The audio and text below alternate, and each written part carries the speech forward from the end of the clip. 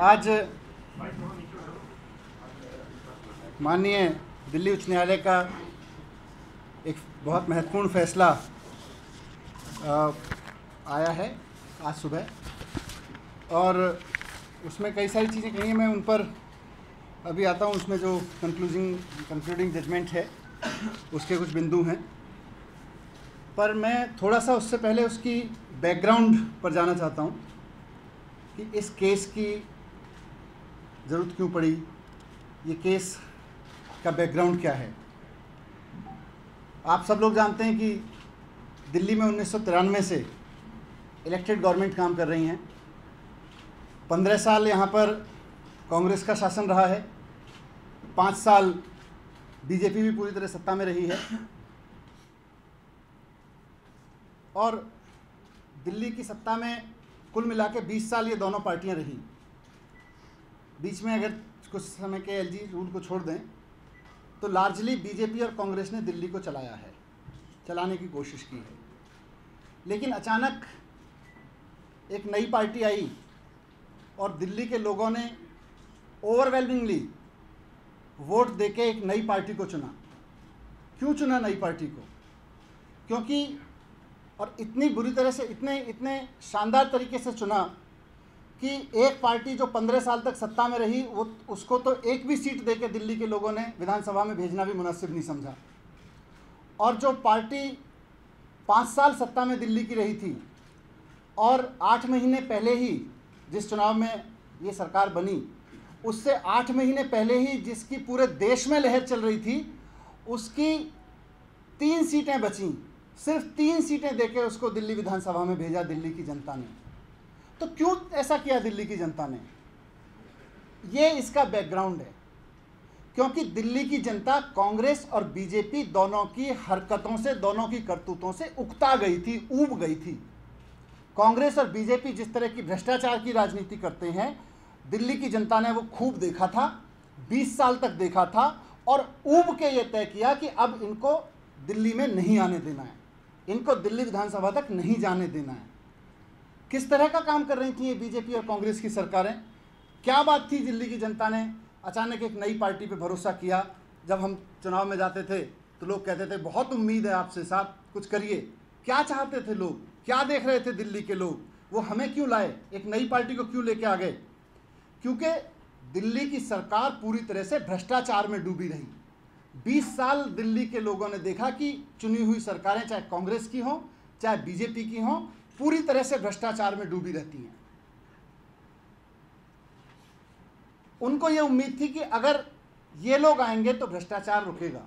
उनको ये उम्मीद थी कि अगर ये लोग आएंगे तो व्यवस्था बदलेगी, वो भ्रष्ट व्यवस्था बदलेगी। क्या भ्रष्ट व्यवस्था है? पुलों में दलाली चलती थी, सड़कों के बनाने में हमने देखा, कॉमनवेल्थ घोटाला भी देखा हमने ये भी देखा कि राशन माफिया खड़ा हुआ था। लोगों को उम्मीद थी कि राशन माफिया से मुक्ति मिलेगी। लोगों को उम्मीद थी कि ये जो बड़े बड़े काम दिल्ली में होते हैं उसमें दलाली होती है। 100 करोड़ का प्रोजेक्ट 500 करोड़ रुपए में होता है, दिल्ली की जनता पर बोझ बढ़ता जाता है। लोगों को उम्मीद थी कि ये जो बिजली कंपनियां घोटाला करती हैं, मिली भगत से बिजली सस्ती होगी, बिजली कंपनियों का घोटाला रुकेगा। लोगों को ये उम्मीद थी कि भाई पानी में जो घोटाला हो रहा है, पानी के बिल बढ़ते जा रहे हैं, कई लाख लोगों के पानी के बिल थे, लोगों को पानी साफ़ सुथरा मिलेगा, सस्ता मिलेगा। लोगों को उम्मीद थी कि ये छोटी छोटी चीज़ पे एक सर्टिफिकेट बनवाने के लिए, रजिस्ट्री करवाने के लिए, सारी चीज़ों के लिए भ्रष्टाचार रिश्वत देनी पड़ती है, वो भ्रष्टाचार रुकेगा, दलाली रुकेगी। लोगों को ये उम्मीद थी कि सरकारी स्कूल ठीक होंगे, इसलिए लोग लेके आए थे। लोगों को ये उम्मीद थी कि ये जो प्राइवेट नेताओं के प्राइवेट स्कूलों को संरक्षण देने के लिए जानबूझ के जो सरकारी स्कूलों को बर्बाद किया जा रहा है, लोगों को ये उम्मीद थी कि ये लोग आएंगे तो सरकारी स्कूलों को ठीक करेंगे। हॉस्पिटल्स में दवाइयों के नाम पे सिर्फ भ्रष्टाचार होता था। लोगों को उम्मीद थी कि ये लोग आएंगे तो हॉस्पिटल को ठीक करेंगे, हॉस्पिटल की व्यवस्था को ठीक करेंगे, और दवाइयों में जो भ्रष्टाचार हो रहा है वहाँ दवाइयाँ मिलने लगेंगी। लोगों ने इसलिए लोग लेके आए थे। लोग इसलिए लेके आए थे कि ट्रांसफ़र पोस्टिंग में जो धंधा चलता है, ट्रांसफ़र पोस्टिंग पूरे देश में, चाहे बीजेपी की सरकार हो, कांग्रेस की सरकार हो, एक बड़ी इंडस्ट्री बन गई थी। लोग इसलिए लेके आए थे कि अगर ये सरकार आएगी, ये लोग आएंगे, एक नई पार्टी आई है, इनको लेकर हम आएंगे तो ये ट्रांसफ़र पोस्टिंग का धंधा बंद होगा, इंस्पेक्टर राज खत्म होगा। इंस्पेक्टर राज होता क्या है? इंस्पेक्टर राज ये होता है कि आप एक ऑफिसर से 50 लाख रुपए एक साल में रिश्वत लीजिए और उसके बाद उसको सब रजिस्ट्रार बना दीजिए। वो जब रजिस्ट्री करेगा तो हर आदमी से रजिस्ट्री करने की रिश्वत लेगा और 1 साल में 5 करोड़ कमा लेगा। ये इंस्पेक्टर राज है। लोगों को उम्मीद थी कि इंस्पेक्टर राज बंद होगा, इसलिए लोग इस सरकार को लेकर आए थे।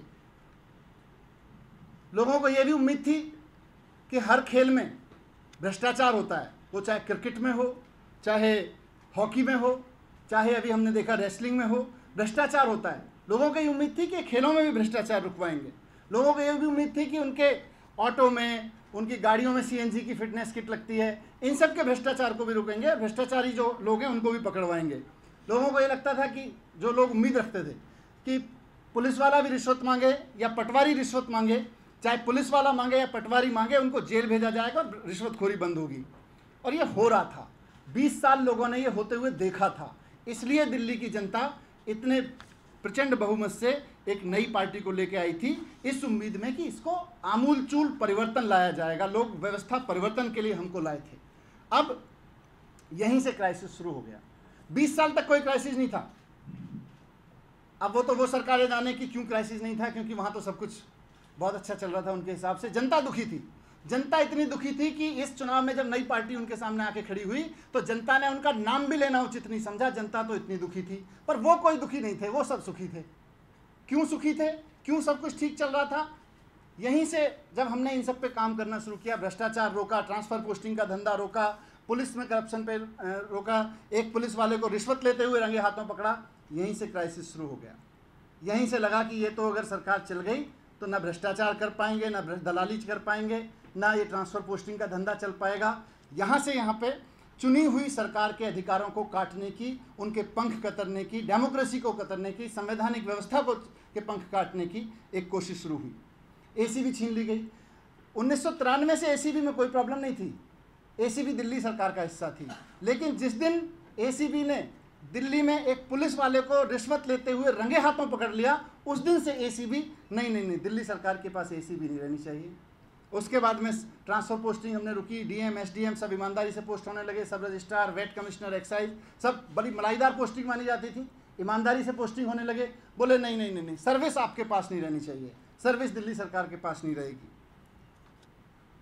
तो अब ऐसी सरकार चाहिए इनको दिल्ली में कि एसीबी से जांच नहीं करा सकते, खेल में भ्रष्टाचार नहीं रोक सकते, किसानों को ठीक से मुआवजा नहीं दे सकते, ट्रांसफ़र पोस्टिंग ईमानदारी से नहीं कर सकते।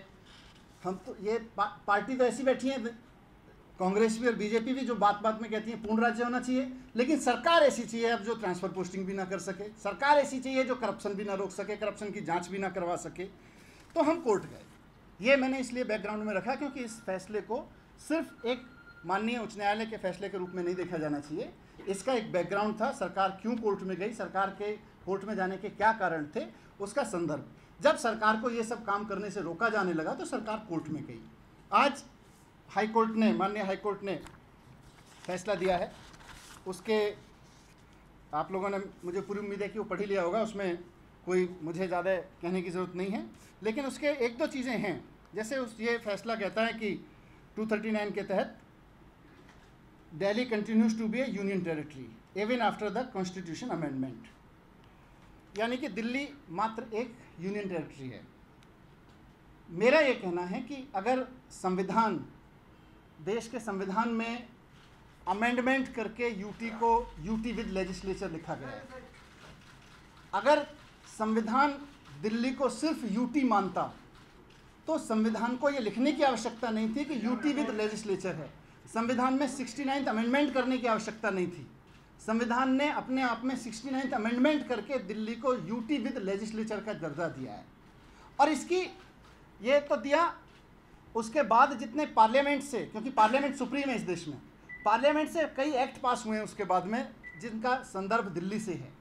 पार्लियामेंट के एक्ट्स में कहा गया है, एक एक्ट में आपके सामने बता रहा हूँ, ये है, हाँ, जब ये जीएनसीटीडी एक्ट आया और संविधान में ये संशोधन आया, उसके बाद जीएनसीटीडी एक्ट आया, उसके बाद में टीबीआर बना, ट्रांजिशन ऑफ बिजनेस रूल, उसमें भी साफ साफ लिखा हुआ है कि lieutenant governor means lieutenant governors of NCT and government means government of the NCT, GNCT, यानी कि लेफ्टिनेंट गवर्नर और गवर्नमेंट दोनों अलग अलग डिफाइन कर रखे हैं।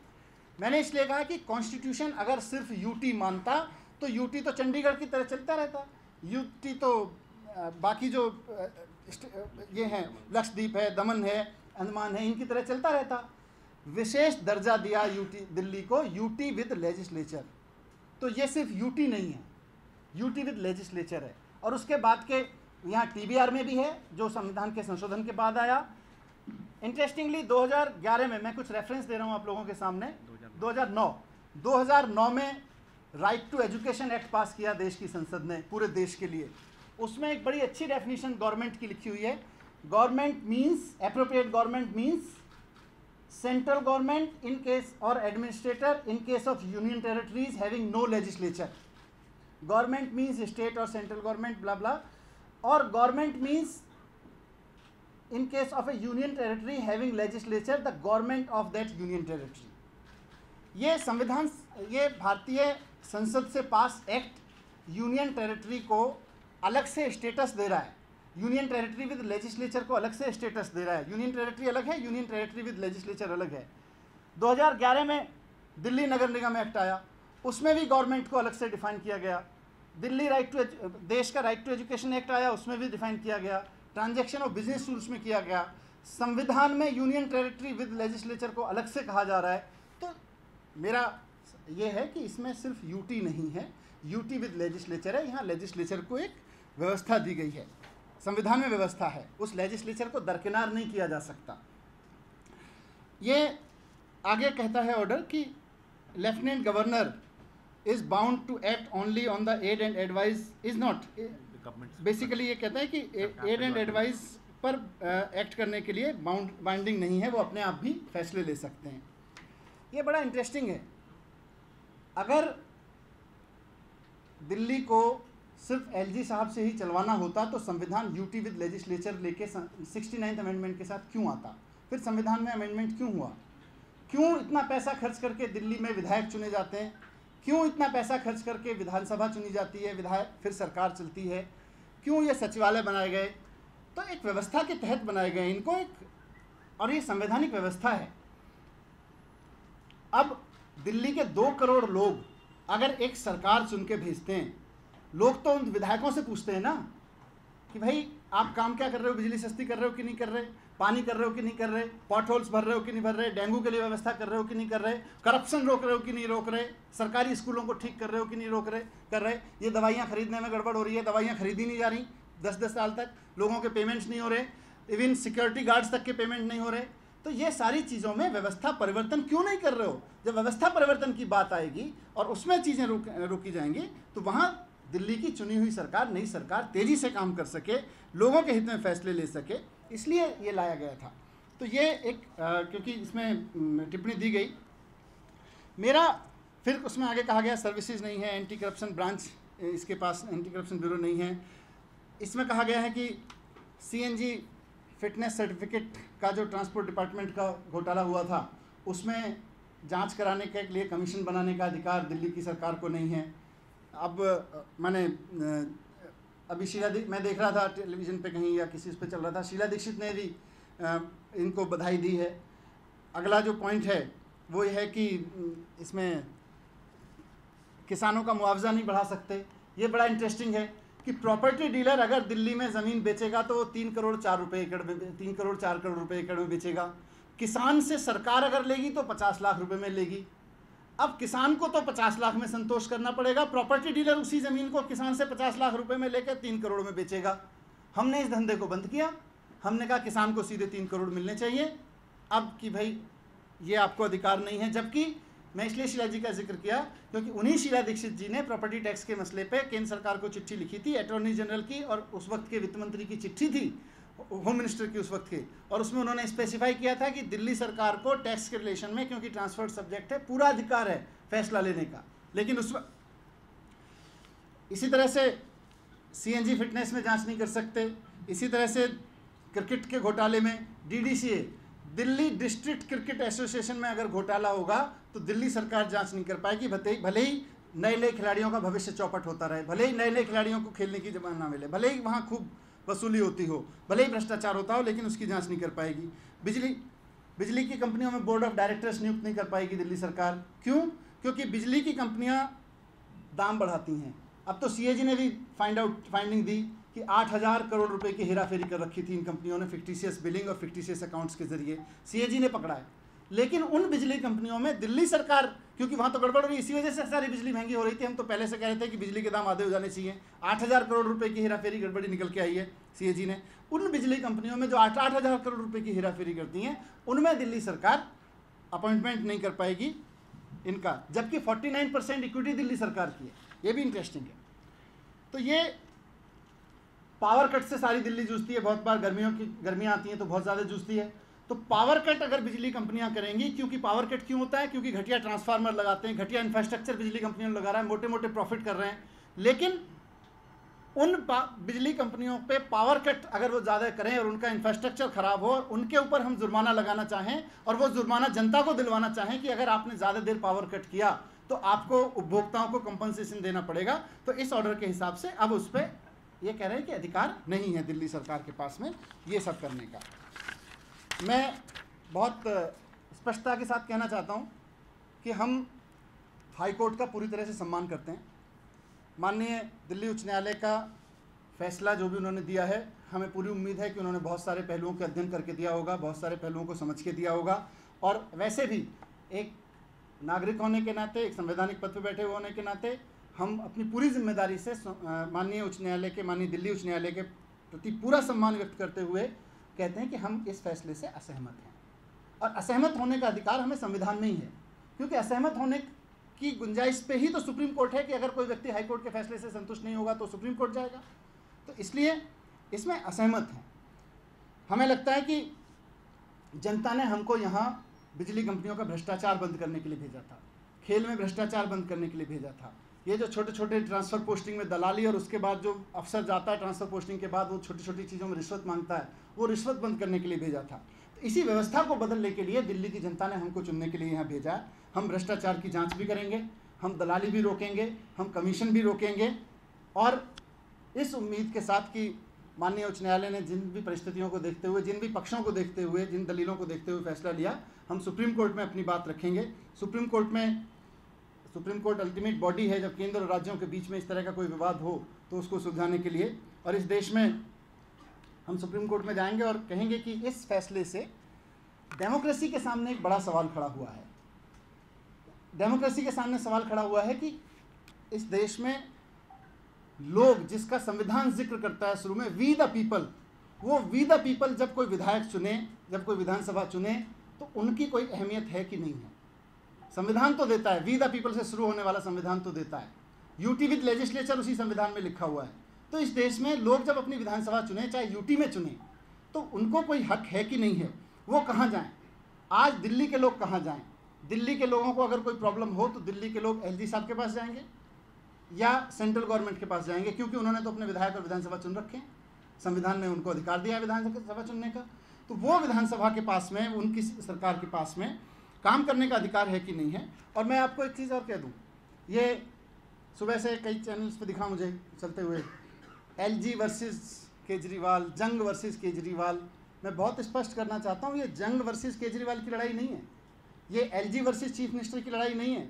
ये लड़ाई इस बात की है कि लोकतंत्र में, हमारे संविधान में जो वी द पीपल से शुरू होता है, वी द पीपल की चलेगी, चुने हुए लोगों की चलेगी, या सेलेक्टेड लोगों की चलेगी। वी द पीपल से इलेक्टेड लोगों की चलेगी या सेलेक्टेड लोगों की चलेगी, इस बात की लड़ाई है। और ये एक बुनियादी क्वेश्चन है जिसको हम लेके सुप्रीम कोर्ट जाएंगे। और सुप्रीम कोर्ट से हमें पूरी उम्मीद है कि वहाँ संविधान के दायरे में सारी व्यवस्था उस पर प्रकाश डालेगी।